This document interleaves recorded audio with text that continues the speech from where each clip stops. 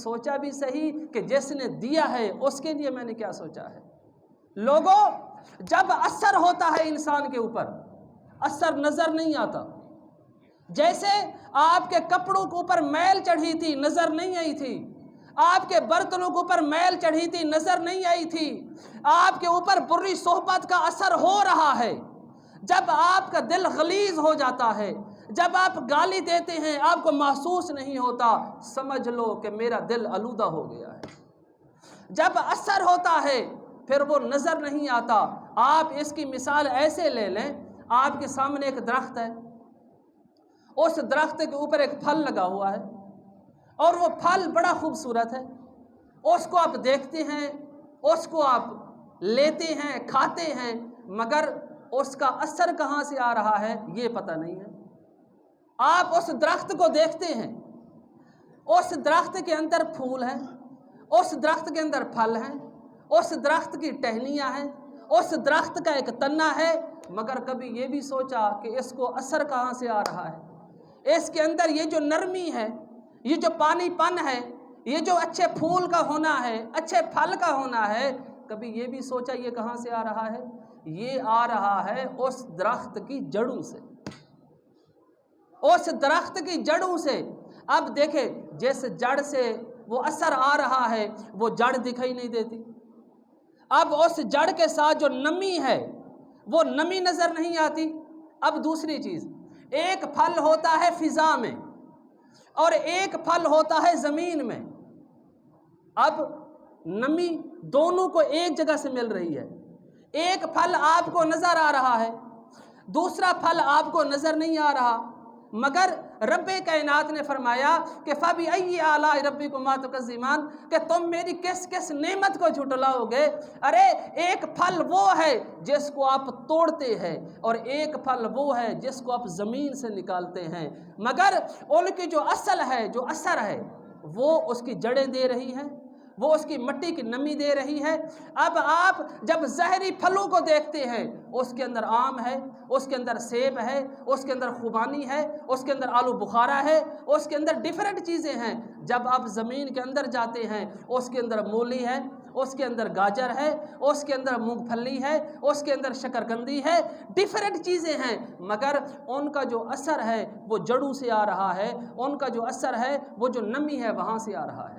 دوستو، ہم جو بھی کرتے ہیں ہمارے اعمال دیکھا کریں کہ میں نماز پڑھتا ہوں، کیا اس نماز کے اندر اثر بھی ہے یا نہیں ہے؟ کیا میں روزہ رکھتا ہوں، کیا مجھے پاکیزگی مل رہی ہے یا نہیں مل رہی؟ میں رب کی بارگاہ میں اپنے آنسو گراتا ہوں، کیا میرا دل اس کو قبول کر رہا ہے یا نہیں کر رہا؟ آپ جاتے ہیں کسی بزرگ کے پاس، کوئی بندہ آپ کو دم کرتا ہے، یہ میں آج سادہ سادہ مثالیں دے رہا ہوں جو میں نے اپنے اساتذہ سے سنی ہیں، اور یہ وہ باتیں ہیں جو کتابوں میں نہیں ملتی۔ آپ دم کرانے جاتے ہیں، ایک گناہگار ہے وہ بھی دم کرتا ہے اور ایک نیکوکار ہے وہ بھی دم کرتا ہے۔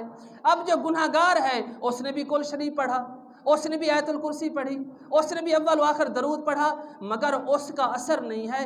دوسری طرف ایک نیک ہے جو نماز بھی پڑھتا ہے، جو روزہ بھی رکھتا ہے، جو تسبیح قلب بھی رکھتا ہے، وہی آیت الکرسی پڑھتا ہے، وہی قرآن پڑھتا ہے، وہی درود شریف پڑھتا ہے، لیکن وہ جب آپ کے اوپر دم کرتا ہے تو اللہ پاک آپ کو شفا دے دیتا ہے۔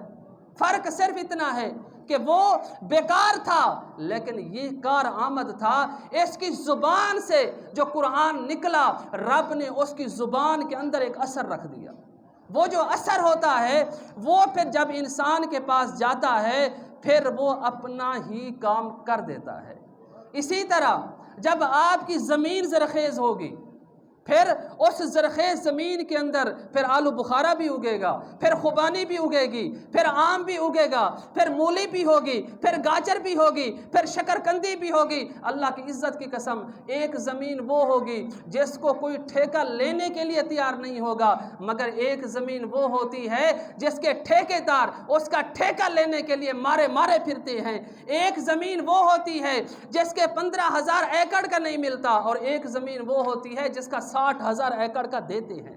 ارے ایک زمین وہ ہوتی ہے جس کے اندر صرف فصل گندم کی ہوتی ہے، اور ایک زمین وہ ہوتی ہے جس کے اندر آموں کے درخت ہوتے ہیں۔ ارے گندم ہزاروں میں بکتی ہے، آم لاکھوں میں بکتے ہیں، کیوں؟ کیونکہ زمین کو بنانے والا وہی خدا، مگر اس زمین کی بجائی کرنے والا اچھا تھا، اس کو نمی دینے والا اچھا تھا، اس کو پانی دینے والا اچھا تھا، اس کی گڈائی کرنے والا اچھا تھا، اس کے اندر کھاد ڈالنے والا اچھا تھا۔ اس کے اندر کیا اچھا تھا؟ وہ صرف اس کا خلوص تھا، وہ اس کی نیت تھی۔ جب اس کی خلوص اور نیت اچھی ہو گئی، پھر میرے رب نے اس کے اندر بھی اثر ڈال دیا۔ لوگوں، نماز تم بھی پڑھتے ہو، نماز میں بھی پڑھتا ہوں، نماز اللہ کا ولی بھی پڑھتا ہے، مگر اس کی نمازوں میں اثر ہوتا ہے، ہماری نمازوں میں اثر نہیں ہوتا۔ نماز نم سے نکلی ہے کہ جب اللہ کی بارگاہ میں نماز پڑھو، پھر آنکھوں سے رویا کرو، پھر آنسو گرایا کرو، پھر رب کی بارگاہ میں توجہ کیا کرو۔ ہم نماز پڑھ لیتے ہیں، ہماری توجہ نہیں ہوتی۔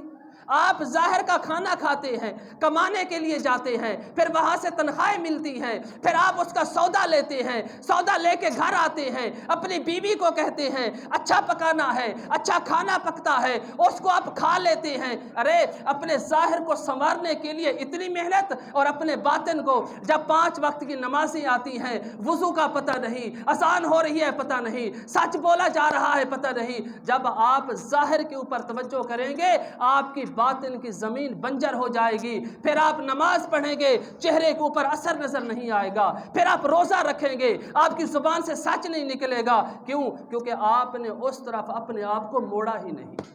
جب آپ لوگ اپنے آپ کو اس طرف موڑ لیں گے، پھر اللہ کی عزت کی قسم، پھر رب کی رحمت بھی ہوگی۔ اب اس وقت کیا ہو رہا ہے؟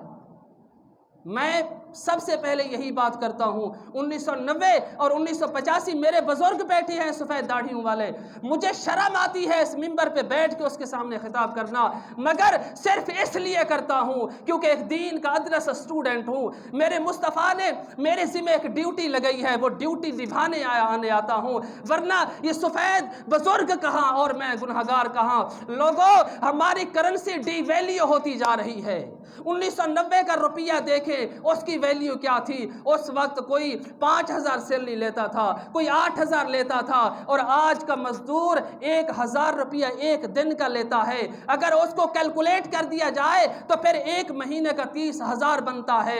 مگر وہ جو اچھے لوگ تھے، یہ ہمارے سامنے بیٹھے ہوئے ہیں جو 60 سال کے اوپر ہیں، اللہ کی عزت کی قسم، یہ ہم نوجوانوں کو مل کے کہتے ہیں بیٹا ہمارا دور اچھا تھا، اس وقت بڑی بڑی برکتیں تھیں، اس وقت ہم تھوڑی سی تنخواہ لے کے آتے تھے، بچے بھی ہمارے 8 تھے، بچے بھی ہمارے 10 تھے، مگر آج بچے بھی کم ہو گئے، آج برکت بھی کم ہو گئی، سیلریاں بڑھتی جا رہی